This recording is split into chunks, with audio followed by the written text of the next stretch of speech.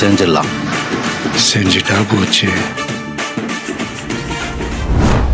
தமிழ் சினிமாவில் எத்தனையோ டேரக்டர்ஸ் இருக்காங்க. மாஸ் படங்கள் எடுக்கிறவங்க இருக்காங்க, கிளாஸ் படங்கள் எடுக்கிறவங்க இருக்காங்க, கேங்ஸ்டர்ஸ் எடுக்கிறவங்க இருக்காங்க. இப்படி ஏகப்பட்ட டேரக்டர்ஸ் இருந்தாலும் ஒரே ஒரு ஆள் எடுக்கிற படத்தை வந்து நம்ம தேட்டரை விட்டு வெளியே வரும்போது அதை பற்றி டீப்பாக யோசிச்சுட்டே வருவோம். ஸோ அந்த மாதிரி நம்மளை வந்து படத்தை பார்த்து யோசிக்க வைக்கக்கூடிய ஒரு முக்கியமான நபர் யார் அப்படின்னு கேட்டிங்கன்னா செல்வராகவன். வாழ்க்கையில் நம்ம என்ஜாய் பண்ணுற வேலையை செய்யணுங்க, இல்லைன்னா செத்துறணும்.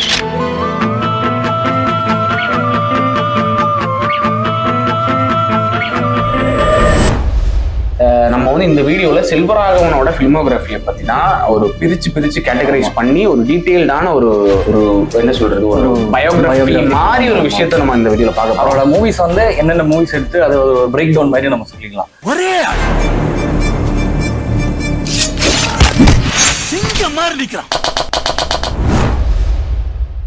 ஆமா, அந்த மாதிரி தான் பார்க்க போறோம். ஏன் அப்படின்னு கேட்டீங்கன்னா, தமிழ் சினிமாவுக்கு செல்வராகவன் அப்படிங்கறதே ஒரு தனி ஜானர் மாதிரி. ஆனா செல்வராகவன் படங்கள் அப்படின்னு சொன்னாலே அது தனி ஜானர் மாதிரி நம்ம புரிஞ்சுக்கணும், அண்டர்ஸ்டாண்ட் பண்ணி தான் போகணும். அந்த மாதிரி ஒரு செட்டப் அவர் கிரியேட் பண்ணி வச்சிருக்காரு.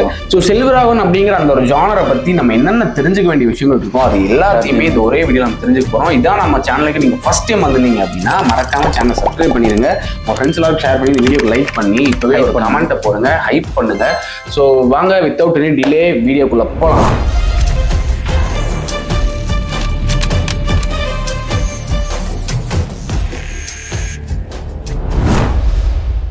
ஸோ மெயினான ஒரு விஷயம் ப்ரோ, செல்வராகவன் வந்து ஏன் ஒரு தனி ஜானர் அப்படின்னு நம்ம சொல்றோம் அப்படின்னு பார்த்தீங்கன்னா, அவர் படங்கள்ல வரக்கூடிய கேரக்டர்ஸ், அதுவும் மெயினா அந்த ஹீரோ அப்படின்னு சொல்லக்கூடிய கேரக்டர்ஸ் எல்லாமே வந்து ஒரு இந்த தமிழ் சினிமா இவ்வளவு நாள் காட்டக்கூடிய இல்லை இவ்வளவு நாள் நமக்கு எல்லாத்துக்கும் காட்டின பரிச்சயப்பட்ட ஒரு ஹீரோ இருக்காது. இப்போ இவரோட கேரக்டருக்கு எப்படின்னா, அவங்களுக்கு வந்து ஃபிளாஸ் இருக்கும், அவங்க வந்து பெர்ஃபெக்ட் கிடையாது, இன்செக்யூரா இருப்பாங்க. ஹீரோனா ஒரு இம்பர்ஃபெக்ஷன் இருக்கிற ஒரு ஹீரோஸ் தான் இருக்கும். இம்பர்ஃபெக்ஷன், ராவா இருப்பாங்க, எல்லா எமோஷன்ஸும் ஓப்பன், அழுவாங்க, ஃபெயிலியர் ஆவாங்க. அவங்க வந்து அதான் அந்த மாதிரி ஹீரோ அப்படின்னாலே வந்து சக்சஸ் அப்படிங்கிற ஒரு நார்மல் ஒரு ஹியூமன் பீயிங் என்னென்ன இதுல கோ த்ரூ பண்ணுவாங்களோ அது எல்லாமே செல்வராகவனோட ஹீரோஸ் வந்து கோ த்ரூ பண்ணுவாங்க. ஆமா, பண்ணுவாங்க. சில விஷயங்கள் வந்து கொஞ்சம் எக்ஸ்ட்ராவே இருக்கும், பட் இருந்தாலும் அது வந்து செல்வராகவன் அவரோட இதுல இருந்து வர ஒரு விஷயம், அவரோட வாழ்க்கை அவரோட தனிப்பட்ட அனுபவத்துல இருந்து வர விஷயம் அப்படின்னு நினைக்கிறேன். சரியான ஏமாறானுங்க.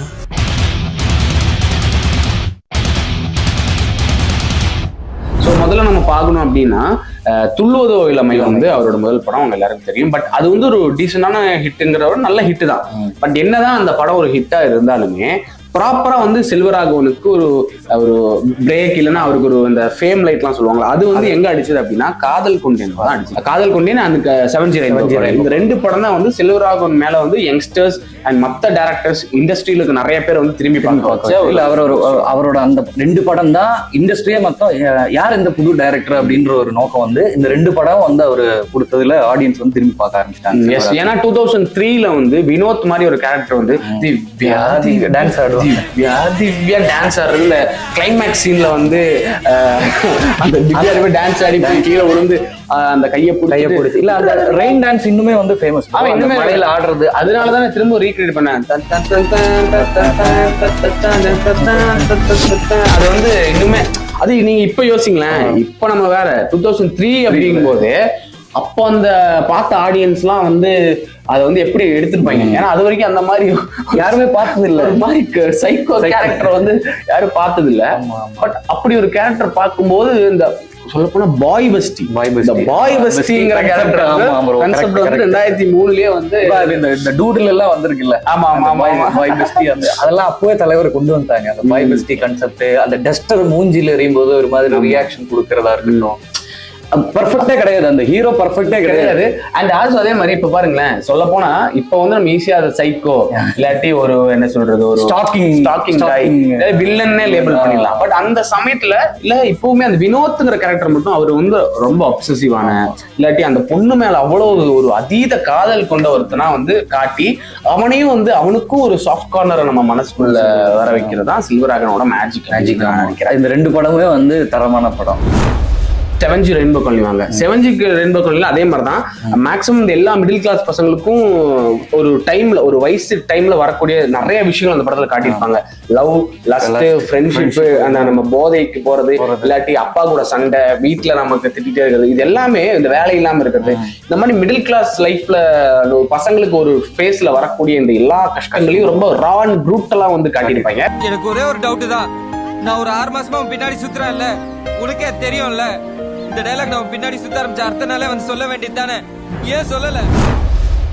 நம்ம அந்த படத்துல வர கதிர் கேரக்டர் வந்து பாத்தீங்க அப்படின்னா ஒரு சேம் அந்த டெம்ப்ளேட் தான். ஃபெயிலியர், அவன் எதுவுமே உருப்படியா பண்ண மாட்டான், குடிச்சிட்டு ஃப்ரெண்ட்ஸ் கூட சுத்திட்டு இருப்பான், அவனுக்கு ஒண்ணுமே தெரியாது. ஆனா அந்த மாதிரி ஒரு பையனை சோனியா அகர்வால் நடித்திருக்க அந்த கேரக்டர் அனிதா வந்து அந்த அனிதா வந்து அவனை அப்படியே ஷேப் பண்ணுவாங்க. அவனோட கேரக்டர் அப்படியே மாத்துவாங்க. மாத்தி அவனை வந்து கடைசியில வந்து அனிதா வந்து அவனுக்கு ஒரு காட் லெவல்ல ஆயிடும். அந்த மாதிரி ஒரு நான் பார்த்தது என்னன்னா, இப்போ செல்வராகவன் மூவிஸ்ல எல்லாமே வந்து ஹீரோயின்ஸுக்கு ஒரு இம்பார்ட்டன்ஸ் இருக்கு. 7G ரெயின்போ காலனில அது ஒரு பேஸ் போட்டாங்க தலைவர். அடுத்தடுத்த படம் 7G இல்ல, ஆரம்ப படத்துல இருக்கு. இந்த படம் தான் இன்னும் கொஞ்சம் ரீச் ஆகி அந்த ரீச் வந்து அந்த ஹீரோயினோட ரீச் வந்து அனிதா கேரக்டர். ஸோ அதுக்கப்புறம் வந்து நம்ம இப்போ இதுல நம்ம மயக்கம் என்னல இருக்கிறதா இருக்கட்டும், அடுத்த நம்ம அவளோட ஹீரோயின்ஸ் எல்லாமே வந்து அதாவது ஹீரோயின்ஸ்ங்கிறத விட ஃபீமேல் கேரக்டர்ஸ் எல்லாத்துக்குமே ப்ராப்பரான ஒரு வேல்யூ கொடுத்துருப்பாரு. இப்போ இந்த படம் வந்து நம்ம பார்க்கும்போது அந்த கிளைமேக்ஸ்ல நினைத்து பார்த்தேன் அப்படின்னு வரும்போ ஐயோ முடிஞ்சு போச்சு, உன்னால் தானே காப்பிரைட் போட்டுருவாங்க. உன்னால் தானே நானே வாழ்கிறேன். இந்த கதிர் அனிதா அப்படிங்கிற கேரக்டர் ஒரு கல்ட் கிளாசிக். அண்ட் அதே மாதிரி இந்த படத்தோட பார்ட் 2 அவர் முடிச்சிட்டதா சொல்றாரு. இதோட கனெக்ட் பண்ணுச்சு. சோ இந்த 7G எப்படி இருக்கும்? ஏங்க அவனும் கொஞ்சம் வாழ்க்கையில அடுத்த ஸ்டேஜுக்கு போக மாட்டான். அதே இதுலயே வந்து பின்னாடி பின்னாடி துரத்துற படமா இது டெஃபினட்டா இருக்காது. அதே கதிர் கதையை தான் நான் திருப்பி எடுக்கணும். சக்சஸ்ஃபுல்லி கம்ப்ளீட்டட் அப்படின்னு ஷூட் முடிஞ்சிச்சு அப்படிங்கிற மாதிரி சொல்றாரு. எந்த மாதிரி வந்திருக்கு அந்த படம் அப்படின்னு நமக்கு இன்னும் தெரியல. பட் நல்லபடியா சுத்தமா அழகா சூப்பரா வந்திருக்கணும் அப்படின்னு நினைக்கிறேன். அண்ட் இதே மாதிரி வந்து 7Gல வந்து ஒரு எமோஷனல் ரோலர் காஸ்ட்னு சொல்லலாம். ஏன்னா அப்பா கூட சண்டை இருக்கும், ஃப்ரெண்ட்ஸ் கூட காமெடி இருக்கும், லவ் ஃபெயிலியர் இருக்கும், கடைசியில ஒரு ட்ராஜடி இருக்கும், எல்லாமே அப்படி மிக்ஸ் ஆகி அப்படி வந்துட்டு இருக்கும். இதுக்கு எல்லாமே பேக்கப் பண்றது இவனோட பிஜிஎம்மும் சாங்ஸும். அந்த அளவுக்கு எலிவேட் பண்ணி அந்த படத்துக்கு எவ்வளவு இம்பார்ட்டன்ஸ் இருக்கோ அந்த அளவுக்கு அந்த டைம்ல ஈவன் இந்த படத்துக்கு தரமான ஒரு ஸ்கோரும். இப்போ நம்ம நிறைய பேரோட பிளேலிஸ்ட்ல இந்த 7G ரெயின்போ காலனி சாங்ஸ் இருக்கலாம், அந்த OST அந்த பிஜிஎம் இதெல்லாம் இருக்கலாம். அதுக்கு வந்து இந்த படத்துக்கு ஒரு முக்கியமான பேக்கப் அந்த டைம்ல வந்து இவனும் கொடுத்துருக்காங்க. எவ்வளவு நம்மள திரும்பி பாக்குறாளா, இப்ப பாக்குறாடா.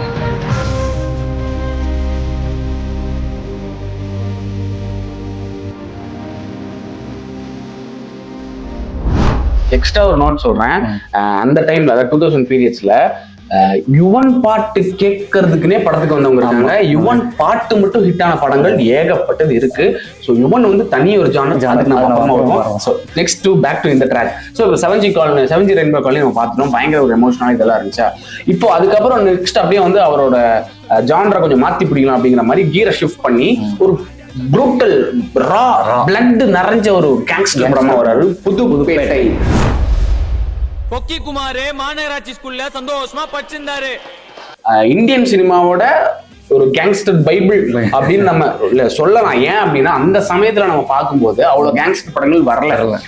பட் அந்த டைம்ல இந்த படத்தை ஃபெயில் பண்ணிட்டாங்க. ராவும் கூட அந்த படத்துல அந்த டைம்ல இதை ஃபெயில் பண்ணிட்டாங்க. இந்த படத்தை சுத்தமா வந்து ஓடவே இல்லை. இது என்னடா படம், பைத்தியக்கார படம்னு சொல்லிட்டாங்களாம் அப்படிலாம் சொல்லுவாங்க. எனக்கு அவ்வளவு ஞாபகம் இல்லை, நல்லா சின்ன பையன். பட் அப்படி சொல்லுவாங்க. இந்த படம் எல்லாம் இப்போ ஓடவே இல்லை, ஸ்னேகாவோட அந்த இதெல்லாம் படம் சொல்லிட்டாங்கடா, அது படம் தான், பித்து படம் சொல்லிட்டாங்க அப்படின்லாம் சொல்லி அந்த படத்தை வந்து டிகிரேட் பண்ணி அப்போ ஓடாம விட்டாங்க.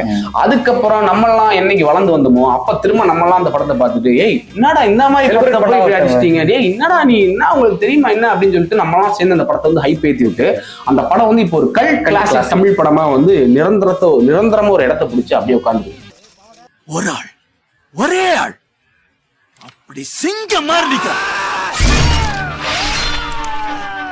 இல்ல அதுல நிறைய சீன்ஸுமே வந்து இப்போ வந்து எடுத்து நிறைய பேசுறாங்க அந்த சரிக்கா அது எங்கன்னா இப்போ வந்து நம்ம பார்க்கும்போது அதாவது நீங்க சொல்றது கொக்கி குமார் கேரக்டர் சொல்லணும். அந்த கேரக்டர் சூப்பரான கொக்கி குமார் கேரக்டர் செம்ம கேரக்டர். அது இன்னும் மீம்லாம் இருக்கு.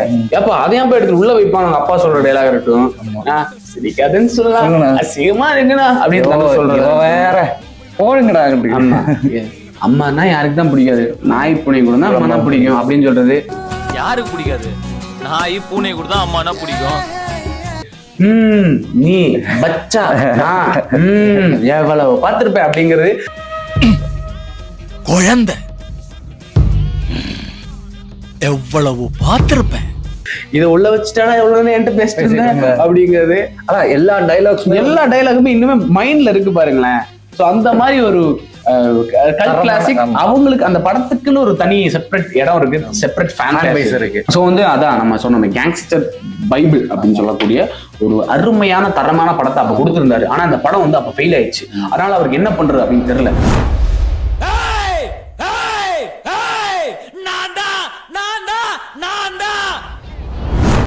ஸோ வந்து இந்த மாதிரி ஃபெயில் பண்ணிட்டு என்ன சொல்லிட்டாங்க அப்படின்னா, இந்த படம்லாம் வந்து இப்போ எடுக்க வேண்டிய படம் இல்லைங்க அப்படின்னு, ஹெட் ஆஃப் இட்ஸ் டைம் அப்படிங்கிற இதெல்லாம் இப்போ எடுக்க வேண்டிய படம் இல்லை அப்படின்னு சொல்லி மக்கள்லாம் கடந்து போயிட்டாங்க. ஆனால் அவர் உடலை சரி ஓகே நான் திரும்ப ஒரு படம் எடுக்கிறேன், இதையாவது உங்களுக்கு பிடிக்குமான்னு பார்க்குறேன்னு சொல்லிட்டு ஒரு தரமான ஒரு நம்ம இது வரைக்கும் தமிழ் சினிமாவில் நம்ம எக்ஸ்பீரியன்ஸ் பண்ணாத ஒரு எக்ஸ்பீரியன்ஸ் கொடுக்கக்கூடிய ஒரு படம் 1000ல் ஒருவன். இங்கிருந்து யாரும் நவரக்கூடாது, புரியுதா?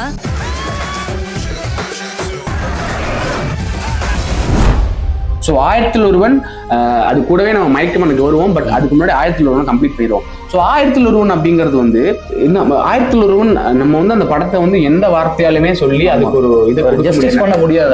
அந்த படத்துக்கு நம்ம எவ்வளவுதான் நம்ம பேசினாலும் ஜஸ்டிஸ் பண்ண முடியாது. நிறைய பேர் வந்து இதெல்லாம் ஓவரா பில்டப் பண்ணிட்டு அப்படிலாம் ஒண்ணும் இல்லையா. ஆனா அவரு செல்வராகவன் அந்த டைரக்டர் அந்த டைம்ல இந்த அளவுக்கு ஒரு என்ன சொல்றது, நம்ம ஒரு இந்தியானா ஜோன்ஸ் பாக்குற ஒரு ஃபீல், அது ஒரு அந்த ஒரு இது கண் இது வரைக்கும் வந்து சோழர்கள் இல்ல மன்னர்கள் இல்ல இந்த ராஜ ஆட்சி அப்படின்லாம் சொல்லும்போது நமக்கு வந்து காட்டி இருக்கிறது ரொம்ப கலர்ஃபுல்லா இருக்கும். கலர்ஃபுல்லா தங்கம், நெல், வயல், அவ்வளவு இது அப்படி பிரம்மாண்டமா இருக்க ஒரு டைனாசிட்டியா இப்படி இருந்தா எப்படி இருக்கும். ஒருவேளை அதுல இருந்து சிலர் மட்டும் தப்பிச்சு அவங்க வந்து இந்த மாதிரி வாழ்ந்துட்டு இருந்தா எப்படி இருக்கும்னு காட்டின ஒரு எக்ஸ்பீரியன்ஸ் வந்து வேர்ல்ட் கிளாஸ் எக்ஸ்பீரியன்ஸ். அந்த எக்ஸ்பீரியன்ஸுக்கு வார்த்தையே கிடையாது.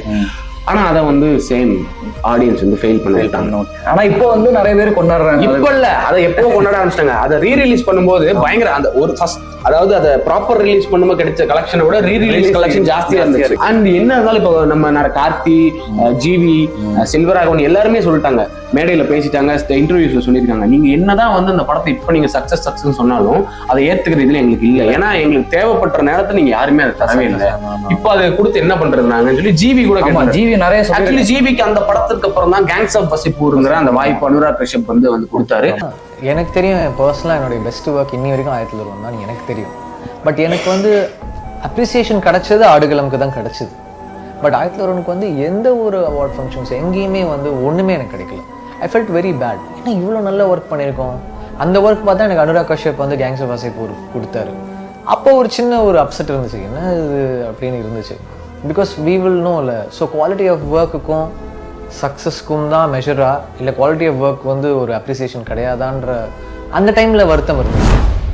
அப்ப ஜிவி சொல்றாரு, எனக்கு வந்து இதை மியூசிக் கேட்டு எனக்கு கேங் ஆஃப் வசிப்பூர் வந்துச்சு. பட் இங்க தமிழ்நாட்டில் யாருமே என்னை பாராட்டவே பண்ணல, எனக்கு எதுவுமே சொல்லவே இல்லை. ஸோ வந்து நான் எப்படி அதை வந்து இப்போ நீங்க கொடுத்தா ஏத்துக்கிறது அப்படின்னு கேட்கிறாரு. நெல்லாடிய மரம் எங்கே அப்படின்னு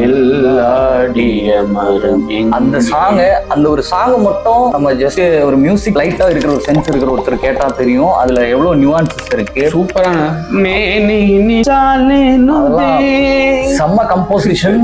அந்த டைம்ல வந்து அவர் அதான் இவர் சொன்ன மாதிரி அவர் சின்ன பையன், அந்த டைம் சின்ன பையன். ஆனா அவர் எங்க இருந்து வந்திருக்காரு அப்படின்றது ஒண்ணு பாக்கணும். நம்ம ஏஆர் ரஹ்மானோட கீபோர்ட்ல அதுல வந்து அதே இன்னொரு இது சொல்றேன், மேல ஆசை, அது வந்து ஆக்சுவலி யுவன் போட்டது. ஆமா, யுவன் கம்போஸ் பண்ணி வச்சுட்டாரு. அப்புறம் யுவன் இன்னொரு படத்துலயும் அதே டோனை யூஸ் பண்ணியிருப்பாரு. அண்ட் இந்த படத்துக்கு வந்து அந்த பாட்டு வேணும் அப்படிங்கிறதுனால ஜிவி வந்து ஜிவி கொடுத்துட்டாரு யுவன். ஏன்னா செல்வராகவன் ஃப்ரெண்டுக்கு கொடுத்துட்டாரு. ஆல்ரெடி ஃபர்ஸ்ட் கமிட் ஆகும்போது யுவன் தான் கமிட் ஆயிருந்தாரு. அப்புறம் தான் வந்து அப்படியே ஜிவிக்கு ஜிவிச்சாரு. ஸோ வந்து அப்படி ஒரு வைல்டான ஒரு எக்ஸ்பீரியன்ஸ் தர வரக்கூடிய நிறைய டீகோடிங் எல்லாம் நம்ம சொல்லக்கூடிய அந்த மாதிரி டீகோட் பண்ணக்கூடிய ஏகப்பட்ட விஷயங்கள் இருக்க மாதிரி ஒரு பயங்கரமான ஸ்கிரீன் பிளேவோட அப்ப இருந்த டெக்னாலஜியை யூஸ் பண்ணி பிரம்மாண்டமான விஷுவல்ஸோட ஒரு அருமையான ஒரு யூனிக்கான ஒரு பிரசன்டேஷன் தான் இந்த 1001. பட் அதை நம்ம இல்ல அந்த டைம்ல இருந்த ஆடியன்ஸ் இதை ஃபெயில் பண்ணிட்டாங்க. பட் அதுக்கப்புறம் வர ஜென்ரேஷன் அதை வந்து புரிஞ்சுக்கிட்டு இந்த படம் என்னடா அப்ப ஏன்டா இதை ஃபெயில் பண்ணிட்டீங்க, எப்ப ஏற்பட்ட படம் இது அப்படின்னு சொல்லி அதை பிரைஸ் பண்ணி அந்த படத்தை வந்து இப்போ வந்து அதுக்கான ஒரு அங்கீகாரத்தை கொடுத்து ரெகக்னைசேஷன் இப்பதான் கிடைக்கிறாங்க. ஆனா அதுக்குள்ள பாருங்க செல்வராகவன் வயசாகி அவர் அடுத்த படம் எதுக்கு லேட் பண்றாரு. அவருக்கு அப்ப அது கொடுத்துருந்தீங்கன்னா பார்ட் 1 பார்ட் 2 பார்ட் 3 சொல்லி போயிட்டே இருந்து நேரம் அவர் எங்கேயாவது ஒரு இடத்துல போய் உட்காந்துருப்பாரு. சரி விடுங்க. இப்போ நம்ம என்னன்னா 1001 ஒரு டீகோடிங் செக்ஷன் மாதிரி நம்ம ஏதாவது வேணும்னா நீங்க கண்டிப்பா கமெண்ட்ல சொல்லுங்க. நம்ம 1001 படம் நம்ம ஃபுல் அண்ட் ஃபுல் ஒரு பிரேக் டவுன் ஒரு டீகோடிங் வீடியோ நம்ம வந்து நம்ம சேனல்ல போட்டுக்கலாம். உங்க தெய்வங்கள்லாம் இதுக்கு பதில் சொல்லுங்க.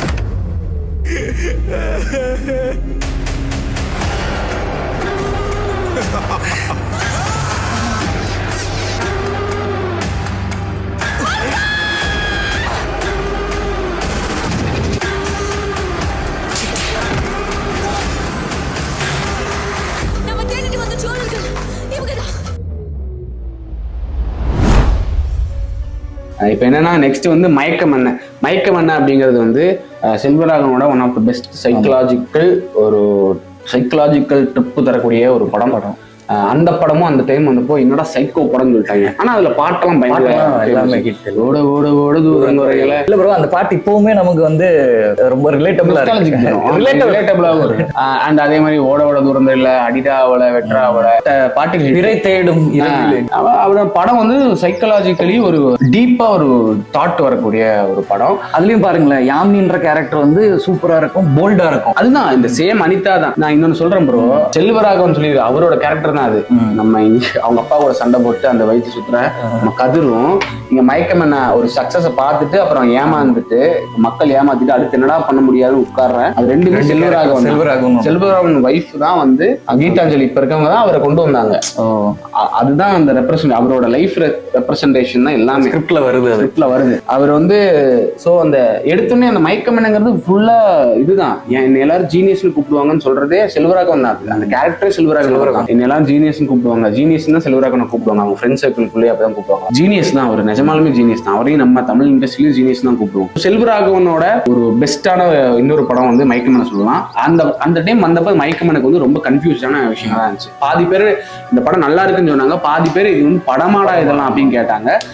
பட் இப்போ அந்த படத்தை நம்ம திரும்பி பார்க்கும்போது அந்த படத்துல இருந்து கத்துக்கக்கூடிய நிறைய விஷயங்கள் நமக்கு இருக்கு. ஒரு பொண்ணை வந்து நம்ம எவ்வளவு ஈஸியா எல்லா விஷயத்துக்கும் ஜட்ஜ் பண்ணுவோம் அப்படிங்கறத வந்து அது எவ்வளவு பெரிய தப்பு அப்படிங்கறத அந்த படத்தை பார்த்து கத்துக்கலாம். அப்புறம் ஒரு பொண்ணு நினைச்சா ஒரு பையனை எந்த நிலைமைக்கு வேணா தூக்கி கொண்டு போய் உட்கார முடியும் அப்படிங்கறதும் படத்தை பார்த்து கத்துக்கலாம்.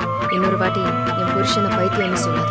ஸோ கார்த்திக் என்ன பண்ணுவாப்புல, அடிச்சு குழந்தை இதாயிரும், குழந்தை அபோர்ட் ஆயிருமா. அந்த சீன்ல வந்து பிளட் கிட்டலாம் நிறைய காட்டிடுறாங்க. அதுதான் ரொம்ப கான்ட்ரவர்சி ஆயிடுச்சு. ஏன்னா அதுக்கப்புறம் அவங்களே கிளீன் பண்றதுக்கு மாதிரிலாம் காட்டுவாங்களே. ஸோ அது ரொம்ப கான்ட்ரவர்சி ஆச்சு. அதெல்லாம் சீன்லாம் ட்ரிம் பண்ணிட்டாங்க அதுக்கப்புறம்.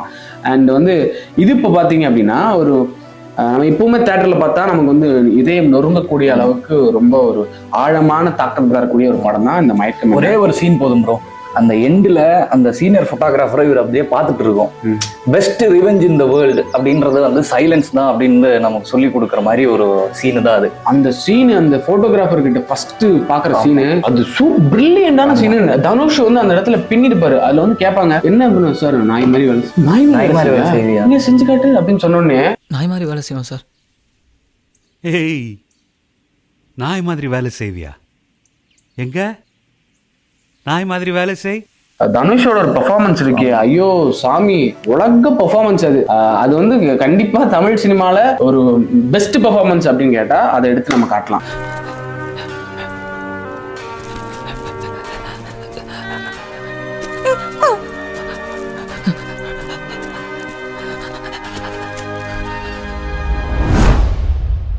இப்போ வந்து அந்த படத்தை வந்து எடுத்து வச்சாலுமே கொஞ்சம் கான்ட்ரவர்ஷியலாக தான் இருக்கும். ஏன் அப்படின்னு கேட்டீங்கன்னா இப்போ வந்து டாக்ஸிக் எந்திரிப்பான், திட்டுவான், அடிப்பான், உதைப்பான் எல்லாம் பண்ணதுக்கப்புறம் யாமினி வந்து அடிச்சிட்டியா தூங்க அப்படின்னு அவ்வளோதான் மேட்ரு. இப்போ வந்து இது வந்து டாக்ஸிக் அப்படின்னு தான் இப்போ சொல்லுவோம்.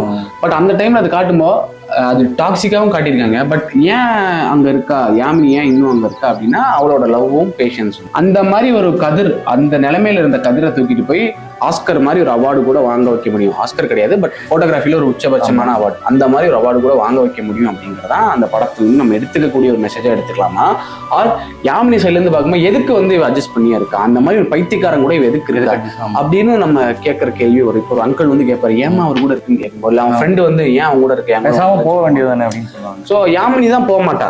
ஸோ வந்து நம்ம இப்ப யாமினியை யாரோ கட்டாயப்படுத்தி அங்க இருக்க வச்சா நம்ம வந்து பேசலாம், பட் யாமினியோட ஓன் டிசிஷனா தான் அது இருக்கு. நான் போக மாட்டேன், உனக்கு என்ன அப்படின்னு யாமினி தான் வந்து இது பண்றா. ஸோ அதனால நம்ம அதை ஜட்ஜ் பண்ண முடியாது. அது இனிமே வந்து கான்ட்ரவர்ஷியலான ஒரு கேரக்டர், கான்ட்ரவர்ஷியலான சிச்சுவேஷன்ஸ்குள்ள நம்ம உட்கார வைப்பாரு. அதாவது நம்மளே வந்து அதான் சொன்னேன், டீப் தாட்ஸ்குள்ள போவோம்.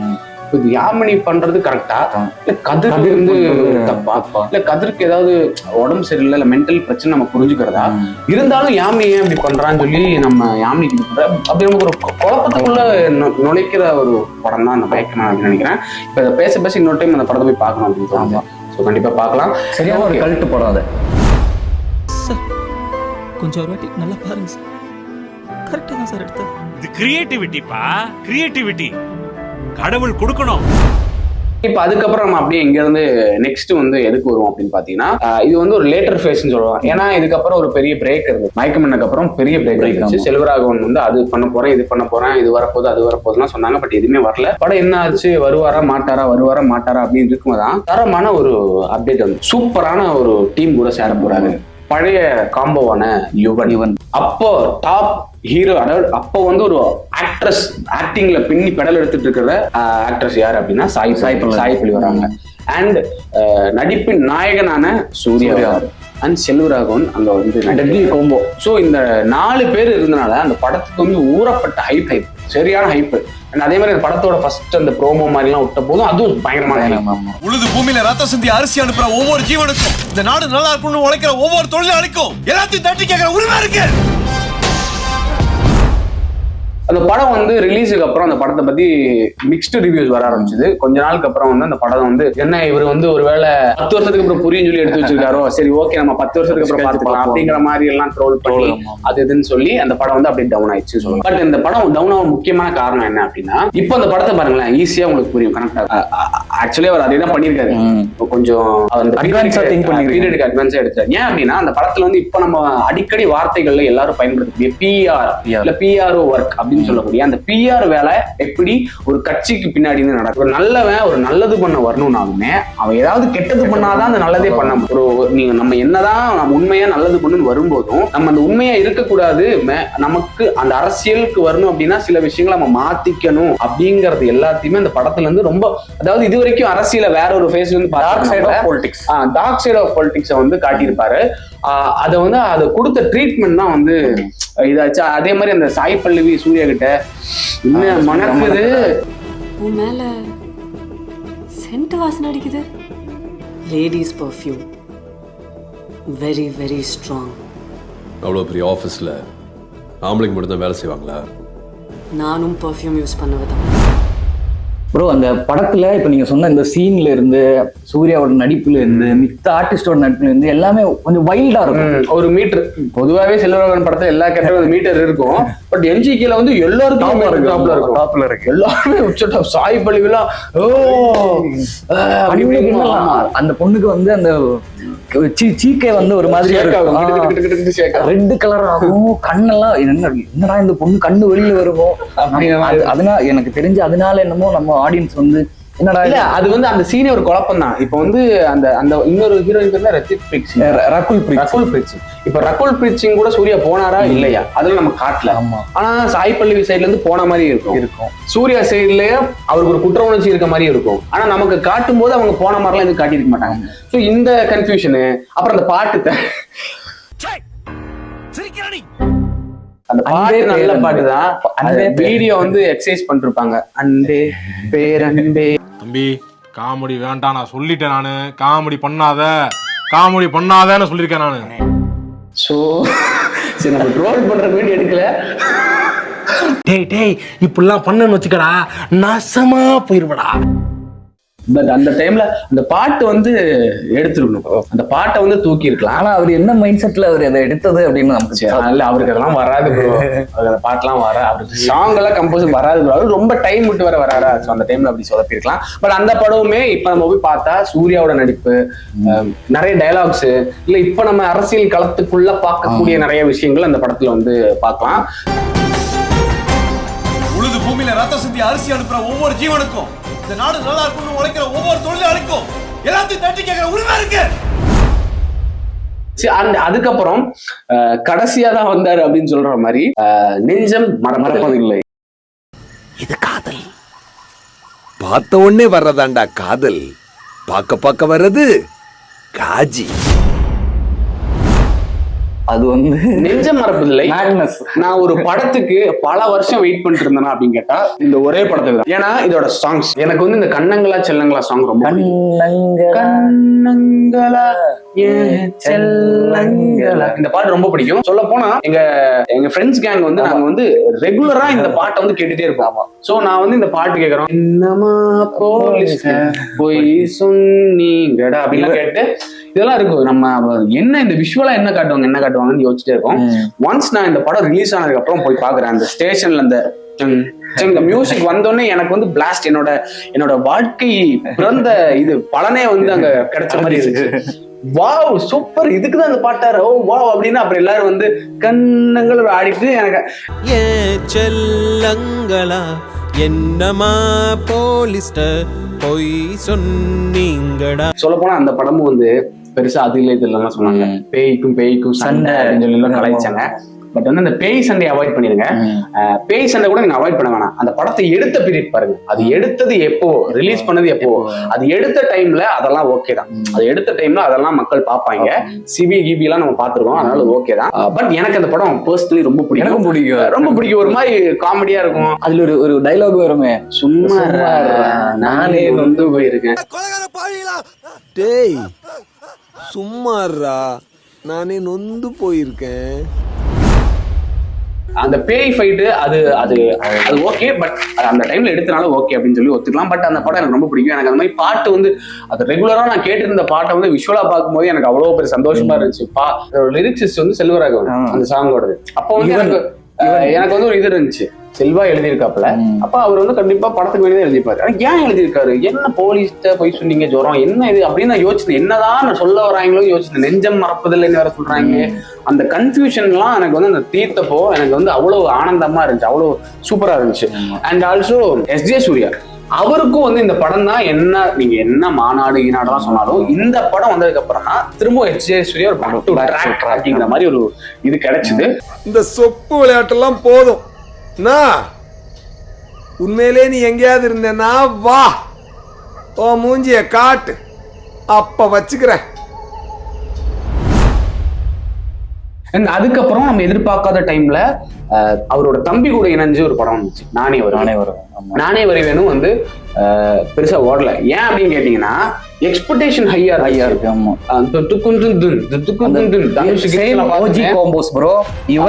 தனுஷ் செல்வராகவன் சோ ஹைப் ரொம்ப வச்சுக்கிட்டாங்க. என்ன அப்படி இருக்கும் இப்படி இருக்கும் பார்த்தா அது வந்து ஒரு செட்டிலான ஒரு படமா இருந்துச்சு. ஒரு ஹாலிவுட்ல எல்லாம் நம்ம பார்ப்போம் தெரியுமா? ஆமா, ஒரு ஹாலிவுட் படம் மாதிரி தான் இருக்கும். ஒரு ஸ்லோவா போயிட்டே இருக்கும், ஸ்லோவா போகும் ஒரு சம்பவம் அப்படி இருந்துச்சு. அந்த படம் இப்போ வந்து அதோட கேரக்டர் எல்லாம் பேசுறாங்க, தனுஷ் பிரைஸ் பண்றாங்க. ஆனா அந்த படமும் லைட்டா வந்து ஓடல. எனக்கு வந்து அந்த படம் வந்து பெருசா பிடிச்சதான்னு கேட்டா பெருசா பிடிக்கல. நான் ஆல்ரெடி பார்த்த நிறைய படங்கள் மாதிரி இருந்துச்சு. அப்புறம் எனக்கும் வந்து அப்ப எக்ஸ்பெக்டேஷன் ரொம்ப ஜாஸ்தியா தான் இருந்துச்சு. பட் அந்த படம் வந்து ஒரு குட் நல்ல நீட்டான படமா, ரொம்ப நம்ம ஆஹா ஓஹோன்னு சொல்ல முடியாது, ரொம்ப டவுனாவும் சொல்ல முடியாது. ஒரு ஆவரேஜ் ஒரு வியூவிங் எக்ஸ்பீரியன்ஸ் இருக்கக்கூடிய ஒரு படம் தான். ஏன் வந்து நமக்கு அந்த எக்ஸ்பீரியன்ஸ் வந்துச்சு அப்படின்னா ஹாலிவுட்ல நம்ம நிறைய பார்த்திருக்கோம். அந்த ஃபைன் ஃபாரஸ்ட்ல ஹண்டிங் போறது, அந்த எக்ஸ்போ வச்சு ஃபைட் பண்றது இல்ல, அந்த ஒரு பிளாட்டே ட்வின்ஸ் பேய் அதெல்லாம் ரொம்பவே ப்ரெடிக்டபிளான ஒரு சப்ஜெக்டா இருந்துச்சு. ஸோ அதனால என்னமோ நினைக்கிறேன் அது ஒரு ஆவரேஜ் வியூவிங் எக்ஸ்பீரியன்ஸ் இருக்கிற ஒரு படம் கேட்டகரி. ஆனா விஷுவலி மியூசிக்கலி இதெல்லாம் சவுண்டா இருக்கு. கதை தான் கொஞ்சம் லைட்டா எங்கேயோ அடி வாங்குது அப்படின்னு நினைக்கிறேன்.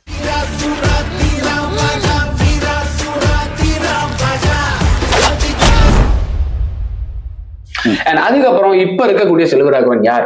ஒரு டைரக்டரா அப்படின்னு கேட்டா டைரக்டர் மட்டும் கிடையாது, அவர் ஒரு ஆக்டர். நம்ம யாருமே எதிர்பார்த்துக்கவே மாட்டோம். தமால் பார்த்தா செல்வராகவன் நடிக்க போறேன் அப்படிங்கிறாரு. என்ன நடிக்க போறாரா? தமால் பார்த்தா விஜய் கூட நடிக்க போறாங்க. விஜய் கூட ஏங்க விஜய் எந்த மாதிரி நடிப்ப? செல்வராகவன் எப்படி ஒரு சீரியஸான ஒரு சைக்கோன்னு சொல்லக்கூடிய இல்ல ஒரு டீப் தாட்ஸ் கொடுக்கக்கூடிய அப்படி டைரக்டர் இவரு. அப்ப அவரோட ஆக்டிங் அப்படிதானே இருக்கும். இவரு வந்து எப்படி விஜய் வந்து ஒரு கமர்ஷியல் ஒரு காமெடி கமர்ஷியல் ஒரு எல்லாருக்கும் பிடிச்ச மாதிரி எப்படி செல்வா பண்ணுவாரு அப்படின்னு நம்ம எல்லாம் யோசிச்சுட்டு அந்த கோம்போவே சூப்பரா இருக்கு ப்ரோ. நெல்சன், செல்வராகவன், விஜய், அனி அந்த கோம்போவே சூப்பர். இப்படி நம்ம எல்லாம் யோசிச்சுட்டு இருக்கும்போதுதான் பீஸ்ட்ல வந்து ஒரு பெர்ஃபார்மன்ஸ் கொடுத்தாரு சார். அவன்கிட்ட மினிஸ்டர் மிரட்டினார்லாம் சொன்னா அப்புறம் உங்க பொண்ணு பொண்டாட்டி அவனே கொண்டுட்டு டெரரிஸ்ட் பண்ண மாதிரி செட் பண்ணி வச்சிருவான் சார். அதுக்கப்புறம் பாத்தீங்கன்னா சாணி கைதுல வரும்போது சாணி கைதுல டோட்டலா வேற. அவர் வந்து அவரோட ரூட்டுக்கு போயிட்டாரு. சங்கையா அப்படிங்கிற மாதிரி அவர் பயங்கர இதாயிட்டாரு. சோ அதுவும் வந்து ஓகே. சாணி காகிதத்தை விட எனக்கு பீஸ்ட் பிடிக்கும். ஆமா, ஏன்னா அதுல கொஞ்சம் பீஸ்ட்ல கொஞ்சம் டிராப் காமெடிஸ் நிறைய பண்ணிருக்காரு. ஒரே ஒரு டைலாக் சொல்லுவேன் சார், இது வந்து சீக்ரெட் மிஷன் அப்படின்னு சொல்லுவாங்க. அதுல ஒரு கவுண்டர் டைலாக் ஒண்ணு உங்ககிட்டயும் சொல்லிட்டாங்களா அப்படின்னு. இதோட பழைய பில்டிங் கிடைக்கலையா? தும்முனா இடிஞ்சு விழுந்துரும் போல இருக்கு. இல்ல எமர்ஜென்சி ஆபரேஷன் சொன்னாங்க சார். சொன்னாங்களா உன்கிட்ட? இவர் மோகன்ஜியோட படம் நடிச்சாரு. அதாவது இப்போ நிறைய படங்கள் வரப்போகுது. இப்போ அவர் நடிச்சிருக்காரு. அப்புறம் வந்து தனுஷ் கூட ஒரு படம் நடிச்சாரு. இது இந்த படம் ஃப்ரைட் ரைஸ் கடை, ஃபேமிலியா ஃப்ரைட் ரைஸ் போடுவாங்களே, அந்த படம் பேர் மறந்துட்டேன். ராயன் ஃபேமிலியா ஃப்ரைட் ரைஸ் போடல அண்ணா நடிச்சிருப்பாரு. இந்த மாதிரி வந்து நிறைய படங்கள் இருக்கு.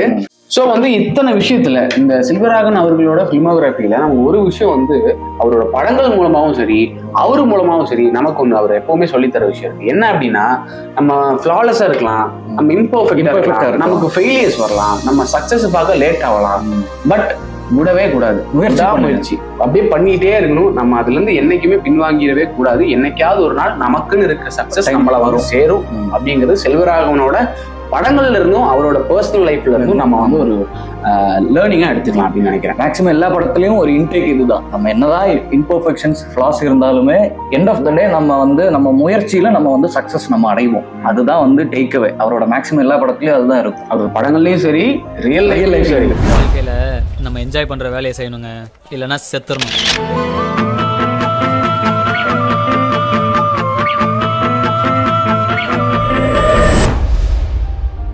ஏன்னா அவர் அந்த அவ்வளவு ஃபெயிலியரை பார்த்து அவர் ஒரு 10 வருஷம் உட்கார வச்சுட்டாங்க வீட்லயே. உட்கார வச்சு அவர் திரும்ப வந்து இப்போ அவருக்கான ஒரு இடம் இருக்கு, அவருக்கு ஒரு ரெஸ்பெக்ட் கிடைக்குது அப்படிங்கும்போது எனக்கு பர்சனலா ரொம்ப ஹாப்பி அப்படின்னு சொல்லுவேன்.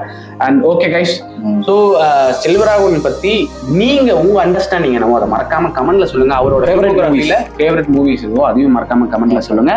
அண்ட் இதே மாதிரி நம்ம வேற யாரை பத்தி ஒரு வீடியோ போடலாம் அப்படிங்கறத மறக்காம கமெண்ட்ல தெரிவிங்க. மேலும் இன்னொரு வீடியோல சந்திக்கிறோம். அதுவரை நன்றி, வணக்கம்.